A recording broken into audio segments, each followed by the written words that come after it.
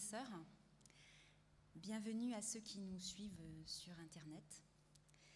Voilà, aujourd'hui c'est dimanche, c'est le jour où nous venons, après notre semaine de travail ou de vacances, où nous venons dans la maison de Dieu pour être ensemble et célébrer notre Seigneur et écouter ce qu'il a à nous dire au travers des chants, au travers des prières des uns, des autres, au travers d'un sourire, au travers d'une écoute attentive d'un frère ou d'une sœur, au travers peut-être de ce que je vais dire également ce matin.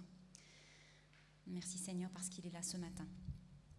Alors pour démarrer, je voulais dire, il y a quelque temps, j'ai écouté un culte en ligne qui n'était pas de l'église d'Avignon, c'était une autre assemblée. Et à la fin du culte, ces personnes ont entonné le chant « À celui qui nous aime », qui est basé sur un verset du chapitre 1 de l'Apocalypse. Et quelque chose m'a particulièrement frappée dans ce chant, en fait, que je connais très bien, que je chante depuis des années. C'est l'expression des sacrificateurs pour Dieu son Père. Et je me suis dit tout d'un coup, mais je chante ça, mais exactement, qu'est-ce que ça veut dire ? Le Seigneur fait de nous un royaume de sacrificateurs pour Dieu son Père. Alors je me suis dit, je vais chercher exactement ce que ça signifie, parce que ça me pose question. Et donc je vous apporte aujourd'hui le fruit de mes recherches, on va dire comme ça. Et donc le culte sera donc sur le thème « Un royaume de sacrificateurs ». On va étudier la fonction de sacrificateur depuis l'établissement de la sacrificature, c'était un petit peu savant, dans l'Ancien Testament, jusqu'à la venue de Jésus qui annonce une nouvelle ère grâce à son sacrifice. Il va tout bouleverser, toute cette notion de sacrifice et de sacrificature. Et puis nous marquerons un temps pour nous souvenir de ce que cela a coûté à Jésus, justement, de venir abolir l'ancienne alliance au travers de l'évocation de son dernier repas. Nous ne prendrons pas la Sainte Seine, mais nous nous souviendrons de ce dernier repas. Nous aurons ensuite, nous verrons ce que signifie être sacrificateur sous la nouvelle alliance. Qu'est-ce que ça veut dire pour moi aujourd'hui, au XXIe siècle, de faire partie d'un royaume de sacrificateurs ? Et enfin, je conclurai avec 2 lectures de l'Apocalypse qui nous donneront quelques pistes sur l'avenir de ce royaume de sacrificateurs. Nous allons beaucoup voyager dans le temps et dans la Bible. Et je sais que ce n'est pas toujours facile de rester concentré le dimanche matin et de surcroît pendant un temps de vacances. Alors vous pourrez suivre à peu près l'essentiel de ce que je vais dire en vous référant au plan qui sera projeté. J'espère que je ne vais pas me tromper parce que c'est un sujet très vaste et qu'on peut étudier pendant des années, je crois, parce qu'il y a on peut faire plein de digressions sur ce thème passionnant. Et je vous dis honnêtement, si dans ce que je dis il y a une erreur ou quelque chose qui vous paraît bizarre, n'hésitez pas à faire il y a un truc qui ne va pas, on en parlera peut-être à la fin du culte. Je me suis beaucoup aidée de commentaires différents pour construire ce culte. Voilà, dans un premier temps, je voulais quand même, alors on va quand même chanter aussi quelques chants qui vont émailler cette présidence, et je voulais vous apprendre un premier chant. Quasiment tous les chants sont en thème avec le royaume de sacrificateurs. Et c'est un chant qui n'est pas du J'aime l'Éternel, c'est un chant assez ancien en fait, qui a été composé par une dame qui s'appelle Dany Hurtel, je ne sais pas si elle chante encore. Et ce chant dit « Réjouis-toi, réjouis-toi, peuple du Seigneur, ton Dieu t'a visité, ton Dieu t'a visité. Réjouis-toi, peuple du Seigneur, adore et glorifie son nom. Il a fait de toi un royaume, des sacrificateurs. Il t'a fait asseoir sur le trône, il a fait de toi un peuple de vainqueurs. » Alors, je ne sais pas est-ce que quelqu'un connaît ce chant ? Alors, ce que je vais faire, je vais le chanter une fois, et puis vous allez le chanter avec moi, et puis on va le chanter plusieurs fois comme ça pour que vous l'appreniez.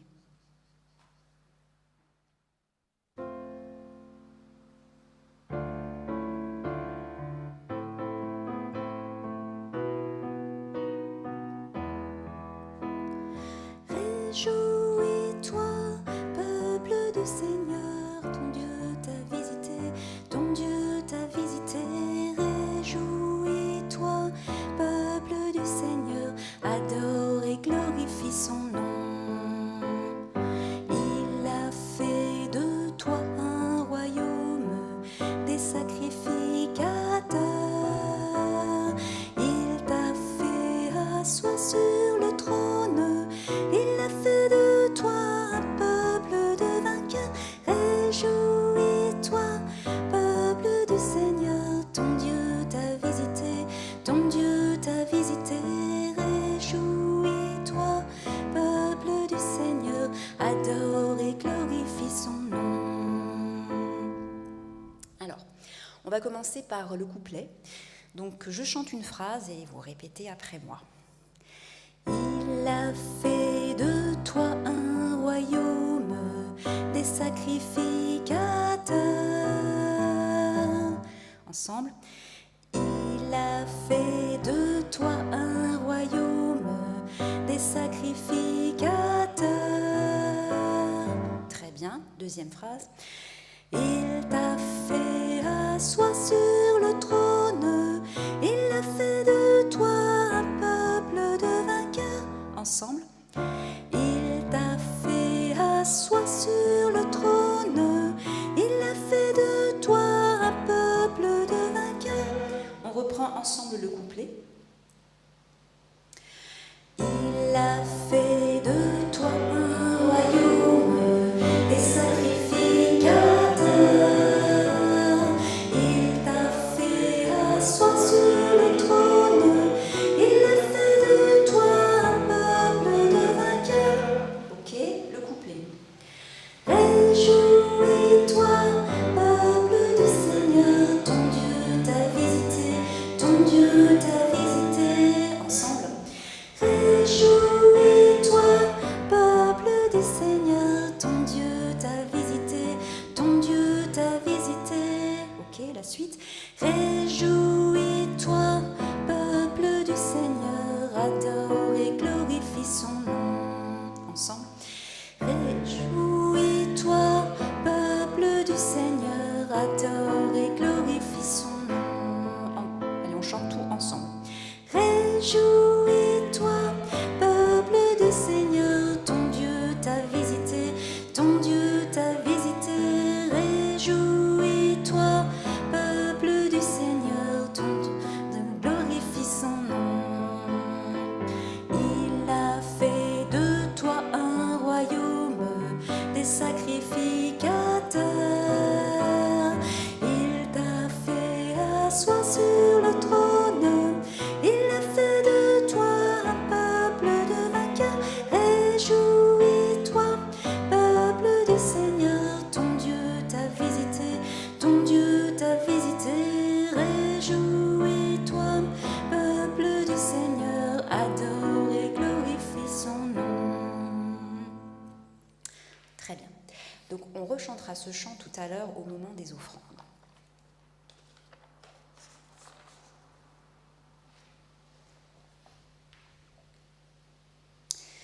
Donc le premier point, c'est, on va faire un petit préambule, une petite introduction en parlant d'un mystérieux personnage. La fonction même de sacrificateur, le métier de sacrificateur n'a pas toujours existé. La fonction a existé, mais le métier en lui-même n'a pas toujours existé. On trouve dans la Genèse de nombreux exemples de personnages bibliques offrant des sacrifices à Dieu. Abel, Caïn, Abraham, Jacob. La notion de sacrifice est notamment de verser le sang d'un animal et d'offrir sa chair en l'honneur à Dieu ou pour demander pardon, est donc très présente, et cela dès le début de l'histoire de l'humanité. Avant de nous pencher sur la fonction de sacrificateur, je voulais qu'on fasse un petit détour du côté de la Genèse, au chapitre 14. Abraham vient de combattre le roi Kédor-Laomer et il a délivré son neveu Lot. Donc il est victorieux de cette victoire, il est là, et un mystérieux personnage arrive d'on ne sait où. Et voilà, on lit dans Genèse 14, Je crois que je ne l'ai pas mis sur le PowerPoint. Melchisédek, c'est comme ça que s'appelle ce personnage, roi de Salem, fit apporter du pain et du vin. Il était sacrificateur du Dieu très haut. Il bénit Abraham et dit « Béni soit Abraham par le Dieu très haut, maître du ciel et de la terre. » Ce personnage énigmatique n'apparaît dans l'Ancien Testament qu'à cet endroit. Et au fond, il apparaît dans la Bible qu'à ce moment-là. Après, on parle de lui, mais son apparition, elle est unique, elle est à ce moment-là. Melchisédek bénit Abraham, il le loue de sa victoire, il lui apporte du pain et du vin, et Abraham lui donne la dîme de tout. Et puis c'est tout. Ce personnage disparaît. Alors, on va poursuivre en étudiant les sacrificateurs sous l'Ancienne Alliance, mais n'oubliez pas Melchisédek, on reparlera de lui tout à l'heure. Donc, à l'origine, la fonction de sacrificateur est devenue officielle, en fait, au Sinaï. La tribu de Lévi a été choisie pour s'occuper de tout ce qui touchait au spirituel parmi les 12 tribus. Dans cette tribu, c'est la famille d'Aaron, le frère de Moïse, qui a été choisie pour s'occuper de tout ce qui concernait l'autel, le lieu saint et le lieu très saint. Je ne vous le lirai pas, mais c'est écrit dans le livre des Nombres, au chapitre 18 notamment. La nature de la charge, cette fonction était exclusive, c'est-à-dire que seules certaines personnes pouvaient être sacrificateurs. Cela concernait la famille d'Aaron, ses fils et leurs descendants uniquement. La fonction était héréditaire, elle passait de père en fils. Personne ne pouvait revendiquer l'accès à cette fonction sur la base de ses mérites. Condition d'entrée dans ce service. Le candidat devait être un homme et n'avoir aucun défaut corporel, ce qui veut dire qu'un garçon descendant de la famille d'Aaron de la tribu de Lévi et qui donc disposait du sésame pour accéder à la charge, mais qui était porteur d'un handicap, surdité, cécité, handicap moteur ou psychique, ne pouvait être sacrificateur. C'était une élite. Ces personnes-là, donc les sacrificateurs, étaient mis à part, séparés des autres, du reste de leur peuple en fait. Leur fonction les distinguait des autres, et même au sein de la tribu de Lévi. En effet, les Lévites, contrairement aux sacrificateurs, n'avaient pas de tâche sacerdotale. Ils ne sacrifiaient pas. À un moment, dans certains passages de la Bible, on demande leur aide, mais à la base, ils ne devaient pas sacrifier. Et de plus, ils ne pouvaient pas pénétrer dans le lieu saint. Ils étaient les auxiliaires des sacrificateurs, notamment dans le travail de l'autel. L'autel était devant le lieu saint, devant le temple, il n'était pas dans le temple. Donc là, ils pouvaient aider les sacrificateurs en préparant les offrandes et en les donnant aux sacrificateurs pour qu'ils les sacrifient. Les Lévites, petite parenthèse, avaient aussi en charge la musique dans le temple. Cette séparation entre le peuple, entre les Lévites et les sacrificateurs allait même jusqu'aux vêtements. Les uns portaient des vêtements que les autres ne portaient pas. Il y avait des signes distinctifs. Description de la fonction. Les sacrificateurs étaient des prêtres. Le terme signifie ministre. Leurs fonctions étaient multiples. Outre le service dans le temple, offrir quotidiennement des animaux en sacrifice à Dieu de la part du peuple. Ils faisaient aussi les rituels de purification, l'entretien du sanctuaire. Outre tout cela, ils avaient en charge d'enseigner la loi au peuple et d'intercéder en sa faveur. D'une certaine façon, ils étaient responsables de la bonne santé spirituelle du peuple. Et à ce titre, l'investissement dans leurs fonctions était un bon marqueur de l'état spirituel du pays. Les sacrificateurs n'avaient aucune autre occupation que de s'occuper du temple. Le souverain sacrificateur, il était à la tête de tous les sacrificateurs. Donc le souverain sacrificateur ou grand prêtre, c'était le chef spirituel de la nation. Le souverain sacrificateur était la seule personne à pouvoir pénétrer une fois par an dans le lieu très saint pour y amener le sang du sacrifice et faire l'expiation du péché pour lui-même et pour le peuple. C'était le jour de la fête des expiations, Yom Kippour, aujourd'hui. Il portait ce jour-là, le souverain sacrificateur, un costume tout à fait distinctif, dont chaque détail avait une portée hautement symbolique. Je ne vais pas m'étendre là-dessus. Mais pour dire que tous ces personnages étaient bien démarqués, bien séparés les uns des autres et bien identifiables. Petit rappel, petit récapitulatif, sous l'Ancienne Alliance, aucun non-juif ne pouvait pénétrer dans l'enceinte du temple sous peine de mort.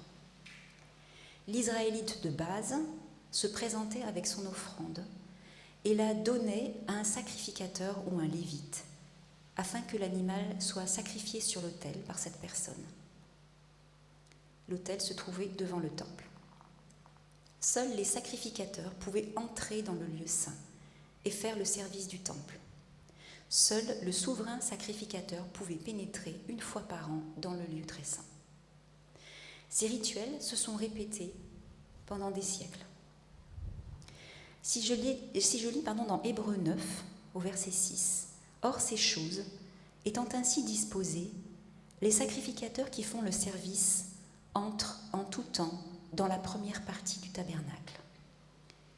Et dans la seconde, le souverain sacrificateur seul entre une fois par an, non sans y porter du sang qu'il offre pour lui-même et pour les péchés du peuple. » Le Saint-Esprit montrait par là que le chemin du lieu très saint n'était pas encore ouvert tant que le premier tabernacle subsistait.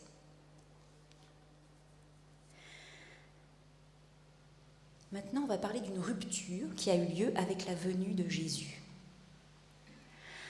Au temps où Dieu l'avait décidé, Jésus, Fils unique de Dieu, est venu dans ce monde. Pendant les 33 années qu'il a vécues, 33-34, le service du temple s'est perpétué sans interruption. C'est-à-dire que les sacrificateurs continuaient leurs tâches dans le sanctuaire, alors que Jésus parcourait les villes, rencontrant des hommes, des femmes, issus de différentes couches de la société, enfants, vieillards, malades, femmes, sacrificateurs, pharisiens, sadducéens, bons vivants. Comme deux mondes parallèles, alors qu'ils étaient imbriqués l'un dans l'autre. Il est frappant de remarquer qu'au moment où Jésus vivait un moment crucial de son existence, à la fin de sa vie, son procès, il a été confronté à une assemblée hostile, composée d'anciens du peuple et de principaux sacrificateurs.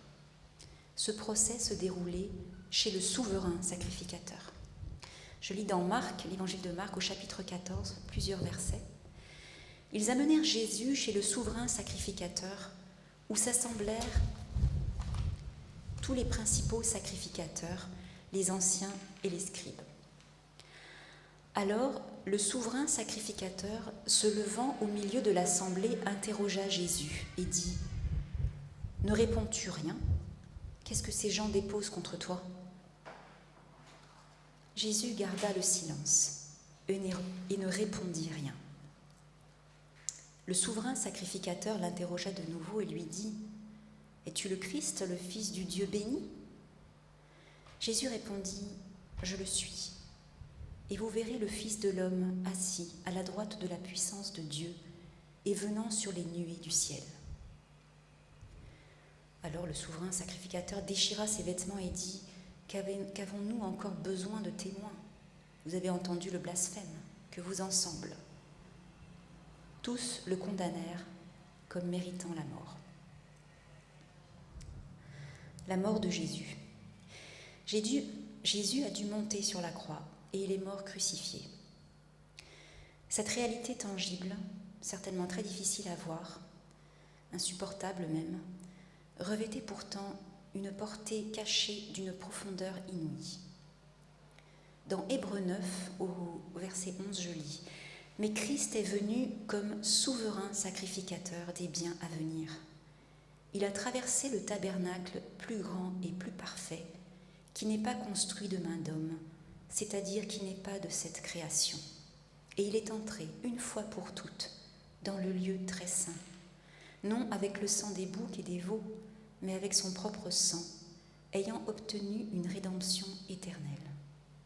Car si le sang des taureaux et des boucs et la cendre d'une vache répandue sur ceux qui sont souillés sanctifie et procure la pureté de la chair, combien plus le sang de Christ, qui, par l'Esprit éternel, s'est offert lui-même sans tache à Dieu, purifiera-t-il votre conscience des œuvres mortes, afin que vous serviez le Dieu vivant. Jésus a apporté en sacrifice son corps et son sang. C'est un meilleur sacrifice que tous ceux apportés par les sacrificateurs tout au long de l'histoire du Temple et d'Israël. Au moment de la mort de Jésus, le voile qui séparait le lieu saint du lieu très saint s'est déchiré de haut en bas. Petite parenthèse, c'est un voile qui devait mesurer 25 mètres de haut en bas. Plus de séparation entre Dieu et les hommes. Plus de séparation entre Dieu et moi. Je lis en Hébreux 10, « Ainsi donc, frères, nous avons au moyen du sang de Jésus une libre entrée dans le sanctuaire, par la route nouvelle et vivante qu'il a inaugurée pour nous au travers du voile, c'est-à-dire de sa chair. Et nous avons un souverain sacrificateur établi sur la maison de Dieu. Approchons-nous donc avec un cœur sincère, dans la plénitude de la foi, les cœurs purifiés d'une mauvaise conscience et le corps lavé d'une eau pure. Jésus, parfait souverain sacrificateur, mon souverain sacrificateur, est venu avec sa chair et son sang, afin de me purifier du péché. Je peux donc, moi, non-juive, m'approcher, entrer dans le temple et passer du lieu saint au lieu très saint, car je suis revêtue de la justice de Christ.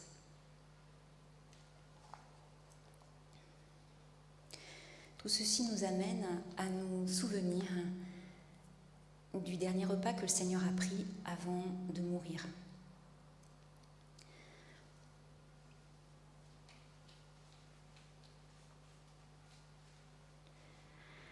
Sur cette table, il y a le pain et le vin. Nous avons l'habitude de nous souvenir du sacrifice de Jésus en buvant le vin et en mangeant le pain, comme il nous l'a demandé. Aujourd'hui, nous ne prendrons pas la Sainte Seine, mais souvenons-nous un instant, dans le silence, de ce que cela a coûté à Jésus de nous sauver. On va prendre un temps de silence et puis après on chantera un chant par le voile déchiré. Et à la suite de ce chant, nous pourrons louer le Seigneur avec nos prières, nos louanges, notre adoration.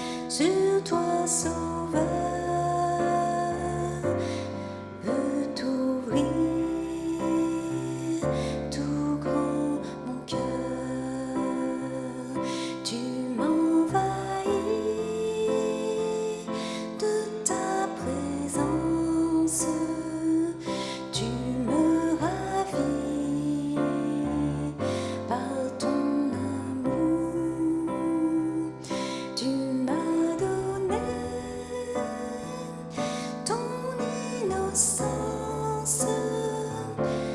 Sois ma vie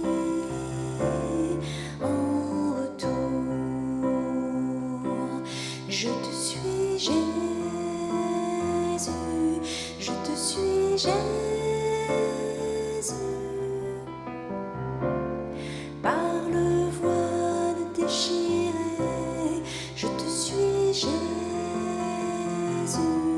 Je te suis, Jésus. Par le voile déchiré.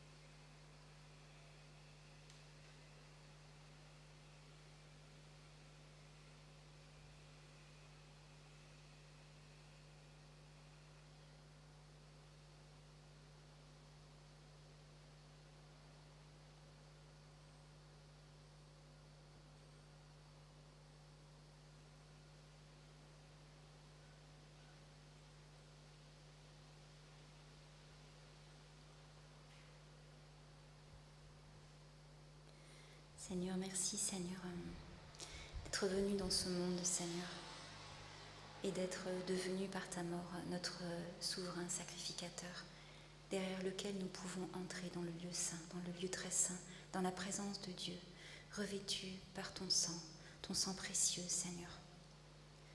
Merci Seigneur.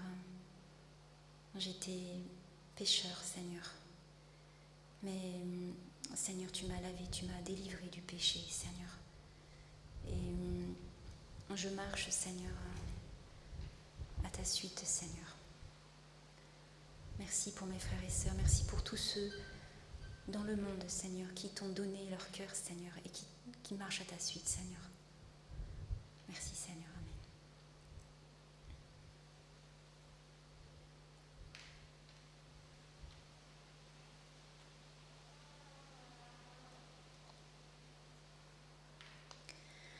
Le pain et le vin. Je ne sais pas si ça vous rappelle quelque chose.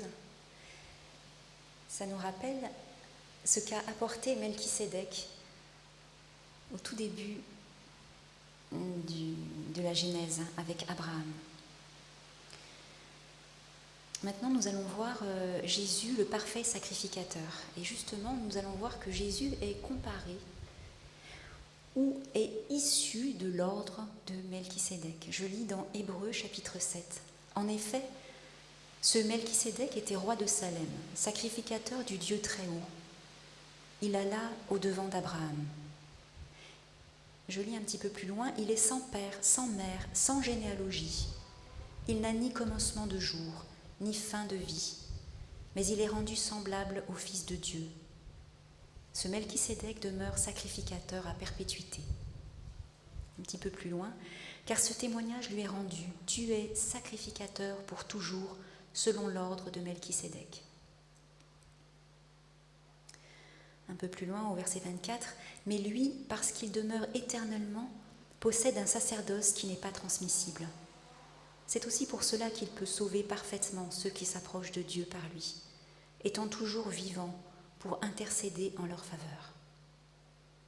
Il nous convenait, en effet, d'avoir un souverain sacrificateur comme lui, saint, innocent, sans tache, séparé des pécheurs et plus élevé que les cieux, qui n'a pas besoin, comme les souverains sacrificateurs, d'offrir chaque jour des sacrifices, d'abord pour ses propres péchés, ensuite pour ceux du peuple, car ceci, il l'a fait, c'est Jésus, il l'a fait une fois pour toutes, en souffrant lui-même. En effet, la loi établit souverain sacrificateur des hommes sujets à la faiblesse. Mais la parole du serment qui a été fait après la loi établit le Fils qui est parfait pour l'éternité. Selon le texte d'Hébreux, Jésus est sacrificateur pour toujours selon l'ordre de Melchisédek, ce personnage étrange qui est venu apporter du pain et du vin à Abraham. Melchisédek était une figure de Jésus, un personnage qui annonçait la sacrificature de Jésus. Certains théologiens pensent même qu'il s'agit de Jésus lui-même. Je vais maintenant comparer le sacerdoce de Jésus et celui des souverains, des sacrificateurs et des souverains sacrificateurs. Bien que le sacerdoce de Jésus présente des similitudes avec celui des sacrificateurs et des souverains sacrificateurs du temple, il s'en éloigne fondamentalement. Jésus est sacrificateur à perpétuité. Il n'a pas de commencement ni de fin. Il est sans père, sans mère, sans généalogie. Les sacrificateurs étaient des hommes mortels. Le sacerdoce de Jésus est non transmissible, contrairement à celui des sacrificateurs dont la charge était héréditaire. Jésus peut sauver parfaitement ceux qui s'approchent de Dieu par lui, étant toujours vivant pour intercéder en leur faveur. Je rajouterai, malgré sa mort expiatoire. Aucun sacrificateur ne pouvait sauver quelqu'un. Ils intercédaient en faveur du peuple, mais ils ne pouvaient pas eux-mêmes sauver les autres. Jésus, notre souverain sacrificateur, est saint, innocent, sans tache, séparé des pécheurs. Il n'a pas besoin d'offrir chaque jour des sacrifices pour ses propres péchés et ceux du peuple, car il l'a fait pour ceux du peuple une fois pour toutes en souffrant lui-même. Les sacrificateurs étaient un peuple à part, séparé des autres Israélites, certes, mais c'étaient des hommes pécheurs qui vivaient au milieu de leurs semblables, pécheurs eux aussi. Jésus est le Fils parfait pour l'éternité. Les souverains sacrificateurs et les sacrificateurs étaient des hommes sujets à la faiblesse. Jésus a reçu son sacerdoce non des hommes, mais directement de Dieu. Il est donc l'accomplissement de la prêtrise parfaite. Comment ne pas adorer Jésus ? Il est parfait dans tout ce qu'il a fait, jusqu'à son sacrifice, qui nous mène dans une nouvelle alliance. Nous allons chanter ensemble un chant à celui qui nous aime. Alors, on va chanter en fait les deux versions pendant le culte. On va chanter d'abord la version d'Élisabeth Bourbouze. Et donc, ce sont des chants qui sont tirés des paroles de l'Apocalypse.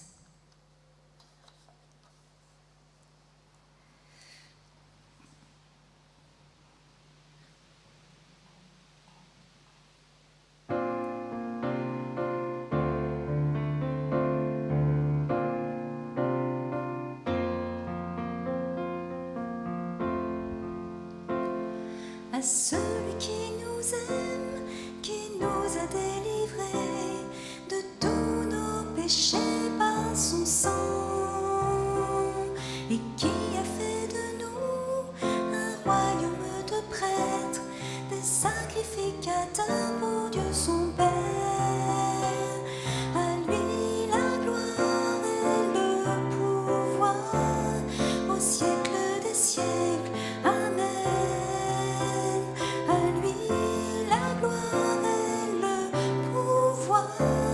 Au siècle des siècles, Amen. Au siècle des siècles, Amen. Il vient sur les nuées et tout le verra, le Seigneur, le Dieu Tout-Puissant. Il dit, je suis l'alpha et je suis l'oméga, celui qui était, qui vient. À lui la gloire et le pouvoir au siècle des siècles. Amen. À lui la gloire et le pouvoir au siècle des siècles. Amen. Au siècle des siècles. Amen. Au siècle des siècles. Amen. Au siècle des siècles. Amen.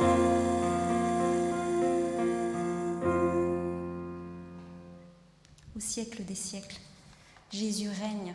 Jésus est notre souverain sacrificateur. Maintenant, je vais parler d'être sacrificateur sous la nouvelle alliance. Qu'est-ce que ça signifie? Premier point, c'est tous sont appelés. J'ai lu dans un commentaire qu'avec Jésus, Dieu acceptait sous certaines conditions qu'on s'approche de lui sans mourir. Et c'est très juste. Donc je rappelle, dans l'Ancien Testament, l'Israélite ne pouvait s'approcher de Dieu que par le sacrificateur. C'était ce dernier qui présentait son offrande à l'autel. Les sacrificateurs constituaient une minorité au sein du peuple. Nous avons vu que seule une personne, le souverain sacrificateur, pouvait une fois par an se présenter devant Dieu, le jour des expiations. De plus, rappelons-nous que les hommes qui constituaient cette caste étaient sans défaut corporel. Dans la Nouvelle Alliance, tous sont appelés à être dans la présence de Dieu, hommes, femmes, infirmes ou pas. L'appel concerne tout le monde. Cependant, seuls ceux qui suivent Jésus, le vrai souverain sacrificateur, font partie de son royaume. Autrement dit, tous ceux qui sont sauvés sont appelés à être des sacrificateurs.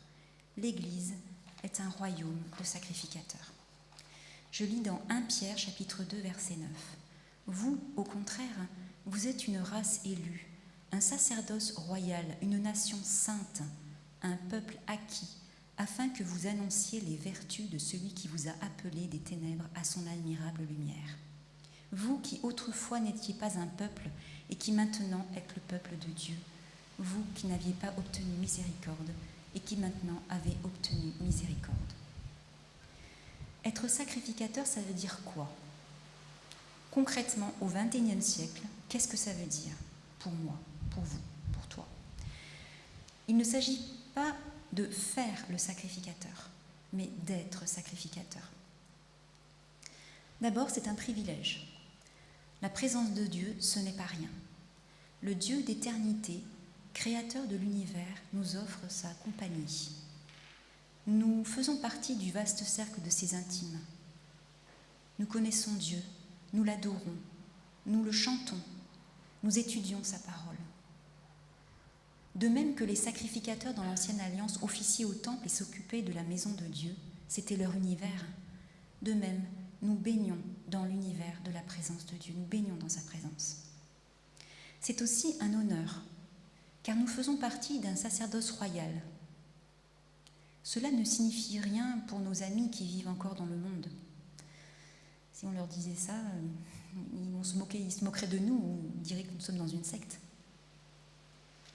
Les sacrificateurs de l'Ancienne Alliance constituaient une élite, malgré tout. Avec humilité, soyons tout de même conscients de notre rang. Être sacrificateur, c'est également une responsabilité par rapport aux autres. Dans l'Épître de Pierre, donc il est écrit « Annoncez les vertus de celui qui nous a appelés des ténèbres à son admirable lumière. » Parlez, témoignez de Jésus. Ce n'est pas toujours facile dans notre monde, mais c'est ça aussi, faire partie du royaume des sacrificateurs. J'imagine qu'au temps de l'Ancien Testament, enfin au temps de la Bible, pour certains Romains à qui l'accès du temple était interdit sous peine de mort, alors ils occupaient le pays, voir des Israélites pieux pratiquer leur rite, ça devait forcément les interloquer. C'était une forme de témoignage. Être sacrificateur, c'est également un renoncement. C'est accepter de se laisser transformer jour après jour par le Seigneur et renoncer au péché. C'est ne s'attendre à personne d'autre que Jésus pour régler le problème du péché dans nos vies. Je pense que ça doit vouloir dire aussi beaucoup d'autres choses, mais peut-être ça fera l'objet d'un autre culte.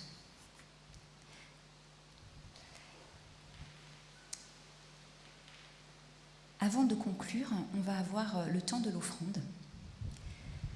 Et on va reprendre ce chant, « Réjouis-toi », pendant que circule le sachet des offrandes.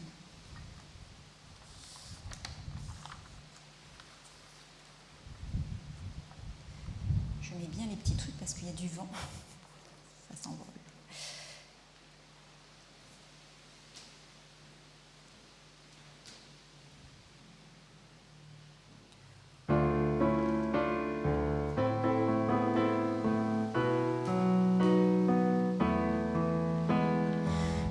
Réjouis-toi, peuple du Seigneur, ton Dieu t'a visité, ton Dieu t'a visité. Réjouis-toi, peuple du Seigneur, adore et glorifie son nom. Il a fait de toi un royaume, des sacrificateurs. Il t'a fait asseoir sur le trône. Il a fait de toi un peuple de vainqueurs. Réjouis-toi, peuple du Seigneur, ton Dieu t'a visité, ton Dieu t'a visité. Réjouis-toi, peuple du Seigneur, adore et glorifie son nom. Adore et glorifie son nom. Adore et glorifie son nom.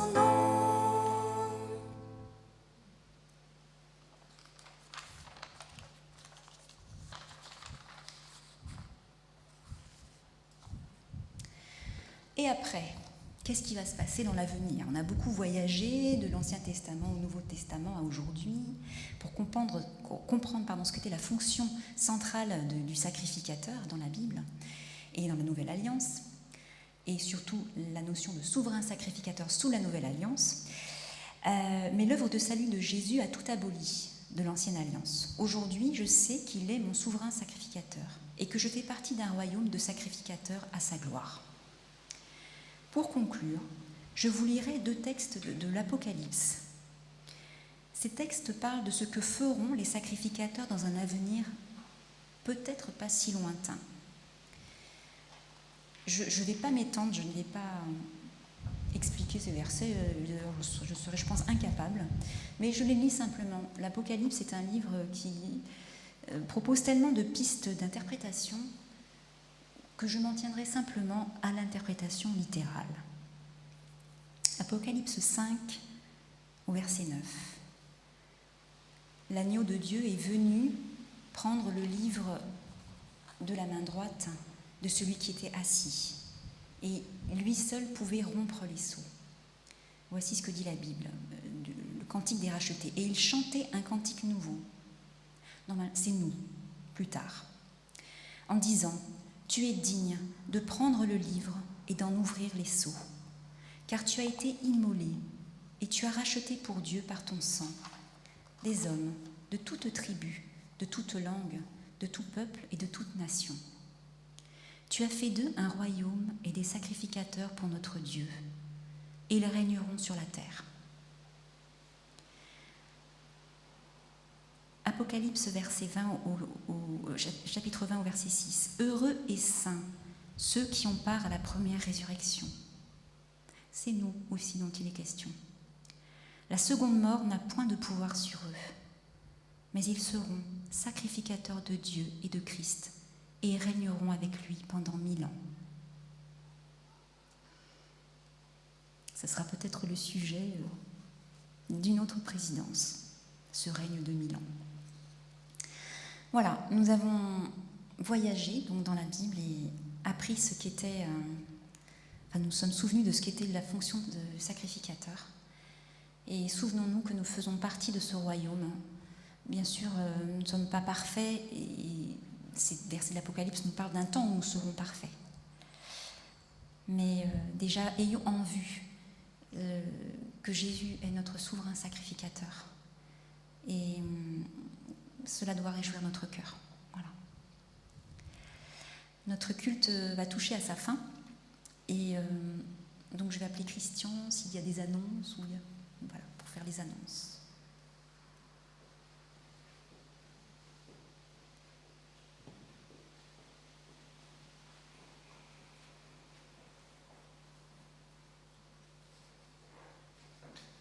Il n'y a pas d'annonce vraiment particulière, si ce n'est de se donner rendez-vous tous les dimanches à 10h30 ici, pour ceux qui le souhaitent et qu'ils peuvent médicalement. Sinon, la vie d'Église continue avec aussi un petit peu les travaux. Alors je pense aux travaux dans le presbytère, mais je pense aussi au nettoyage des locaux en cette période particulière où il faut qu'entre chaque culte, la salle soit bien nettoyée. Donc voilà, n'hésitez pas à vous inscrire donc auprès d'Anne-Marie Puig pour ce qui concerne le nettoyage, et puis auprès ou d'un membre de conseil ou de Salem ou de moi-même pour tout ce qui est des travaux au presbytère. Voilà, merci. Merci Christian. Pour conclure, je lirai un verset et nous chanterons un chant à celui qui nous aime, le fameux chant qui m'a interpellée il y a quelques temps pour travailler sur le thème du sacrificateur. Et ce verset, c'est dans le chapitre 1 de l'Apocalypse, le verset 5 et 6, qu'ils sont un peu comme une parole d'envoi. À celui qui nous aime, qui nous a délivrés de nos péchés par son sang, et qui a fait de nous un royaume, des sacrificateurs pour Dieu son Père. À lui soit la gloire et la puissance au siècle des siècles. Amen. Que notre souverain sacrificateur Jésus nous accompagne tout au long de cette semaine.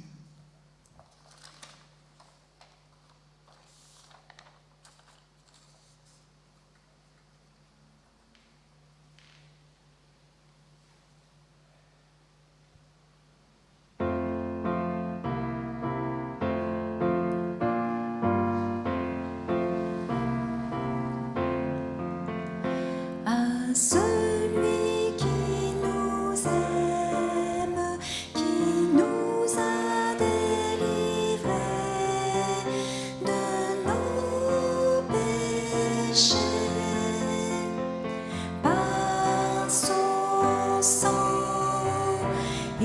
qui nous aime, qui nous a délivrés de nos péchés par son sang, et qui a fait de nous un royaume des sacrificateurs pour Dieu son Père. À lui soit la gloire et la puissance. À lui soit la gloire et la puissance au siècle des siècles. Amen. À lui soit la gloire et la puissance. À lui soit la gloire et la puissance au siècle des siècles. Amen. Je vous souhaite une bonne semaine dans le Seigneur.